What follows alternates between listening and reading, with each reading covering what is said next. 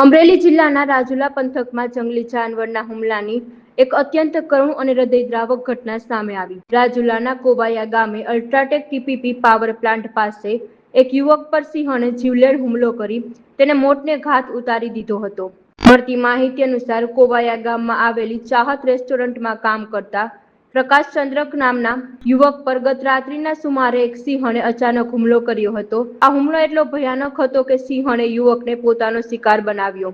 ઘટના સ્થળેથી માત્ર માનવ ખોપડીના અવશેષો મળ્યા। આ ઘટનાની જાણ થતાં જ આસપાસના લોકોમાં ભારે ફફડાટ વ્યાપી ગયો।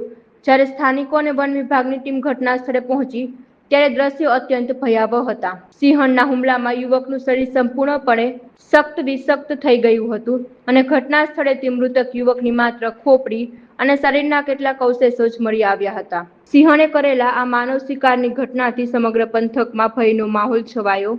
વન વિભાગ અને પોલીસ દ્વારા સઘન તપાસ શરૂ કરવામાં આવી અને ઘટનાની ગંભીરતાને લઈને વન વિભાગ અને સ્થાનિક પોલીસનો કાફલો તાત્કાલિક ઘટના સ્થળે પહોંચ્યો હતો।